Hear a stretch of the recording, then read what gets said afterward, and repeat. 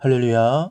사랑하는 대강의 가족 여러분, 오늘 하루도 하나님의 말씀과 동행하는 삶이 되길 소망합니다.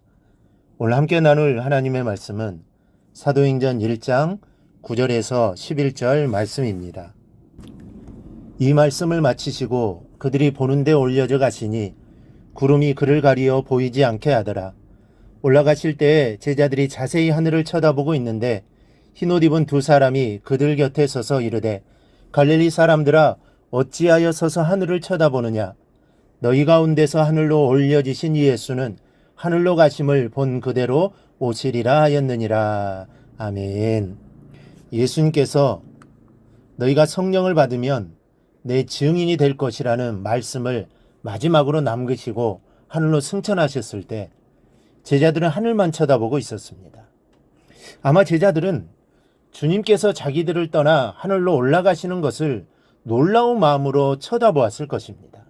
또 한편으로는 자신들만 남은 것에 대해 두려운 마음으로 지켜보았을 것입니다. 그래서 그들은 모두 다 주님 가신 하늘을 경황 없이 바라만 보고 있었던 것입니다. 그때 사람의 형상을 한 두 천사가 제자들을 책망하여 말합니다. 갈릴리 사람들아, 어찌하여 서서 하늘을 쳐다보느냐? 너희 가운데 하늘로 올려지신 이 예수는 하늘로 가심을 본 그대로 오시리라. 천사들이 제자들을 책망한 이유가 무엇입니까? 예수님의 승천을 목격한 제자들로서 그 올라가신 곳을 바라보는 것은 어찌 보면 당연한 것인데 무엇이 잘못된 것입니까? 먼저는 예수를 육안으로 보려 했기 때문입니다.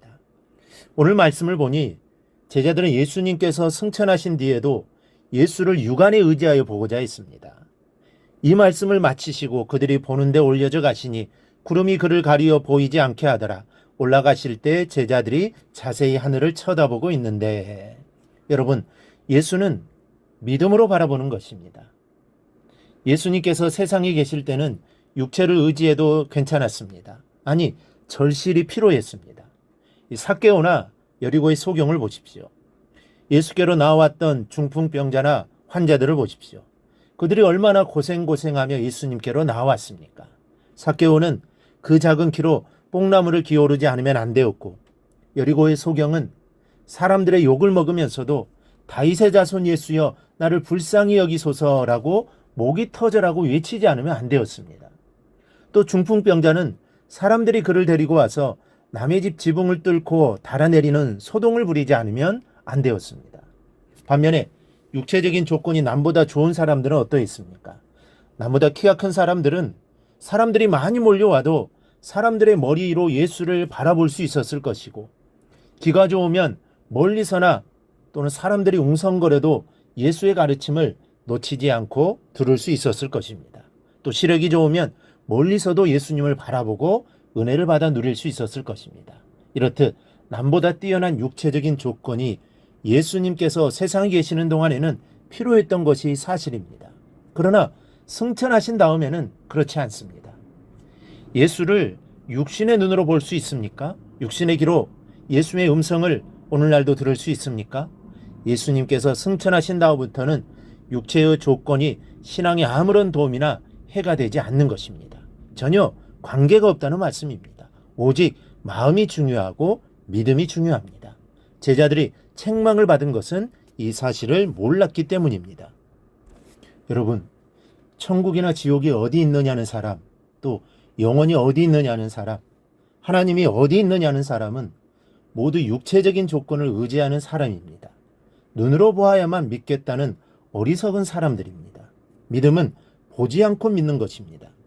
천국이나 지옥을 보지 못했어도 하나님을 내 육안으로 뵙지 못했을지라도 말씀을 통해서 마음으로 믿는 것이 믿음인 것을 잊지 않기를 바랍니다.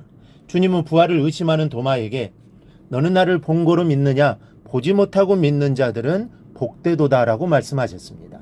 보고 믿어도 복된 자들이지만 보지 않고 믿는 자는 더 복된 자라는 말씀입니다. 세상 사람들은 보지도 않고 어떻게 믿느냐 하지만 우리가 믿는 기독교는 보지 않았지만 믿는 종교입니다. 무작정 믿으라는 것은 아닙니다. 성경을 통해 말씀을 통해 하신 말씀을 믿는 것입니다. 이러한 믿음이 있을 때 우리에게 구원이 있는 것입니다. 둘째는 승천의 목적을 생각하지 못했기 때문입니다. 제자들은 예수님의 승천에 경탄했습니다. 뚫어지게 하늘을 쳐다보고 눈을 떼지 못했을 정도로 예수님의 승천은 제자들을 매료시켰습니다. 그러나 제자들은 거기에서 끝났습니다. 예수님께서 승천하신 사실에만 경탄했을 뿐 예수님께서 왜 승천하셨는지를 생각하지를 못했습니다. 예수님께서 승천하신 것은 우리의 처소를 예비하시기 위함이라고 하였습니다. 또 보혜사 성령을 보내주시기 위함입니다. 지금 제자들은 불과 얼마 전에 성령을 기다리라는 말씀을 들었고 또 승천 직전에는 성령을 받으면 증인이 될 것이라는 말씀까지 들은 상황입니다. 그렇다면 처소에 대한 것은 몰라도 적어도 성령을 보내주시기 위해 승천하신다는 것 정도는 기억해내고 얼른 성령 받아 증인될 마음의 준비를 해야 하는 것입니다. 그런데 그렇지 못했기 때문에 책망을 받은 것입니다. 예수님이 이미 구름 속으로 사라져버렸지만 그들은 여전히 하늘을 쳐다보고 있었던 것이죠. 그래서 천자들이 제자들을 사도라 부르지 않고 갈릴리 사람들아 라고 부른 겁니다. 너희는 아직 사도의 자격이 없다. 어부와 세리에 불과하다는 의미가 깃들어 있었던 것입니다. 우리도 제자들과 같은 모습을 가지고 있는 경우가 있습니다. 지나치게 하늘만 바라볼 때가 있습니다. 그러나 하나님은 제자들이 성령 받아 증인되기를 바라신 것처럼 우리가 세상에서 맡은 바 사명을 감당해내기를 바라십니다. 하늘을 바라보아야 하지만 하늘만 바라보아서는 안 됩니다. 우리는 모두 사명을 받고 이 세상에 발을 디디고 사는 사람들이기 때문입니다. 하늘을 바라보며 이 세상에서의 사명도 감당하는 여러분들이 되어야 합니다. 그래야 오늘 제자들이 받았던 책망을 면할 수 있는 것입니다. 그리고 이 세상에서 사명을 잘 감당해 나가는 것이 하나님이 또 바라시는 일입니다.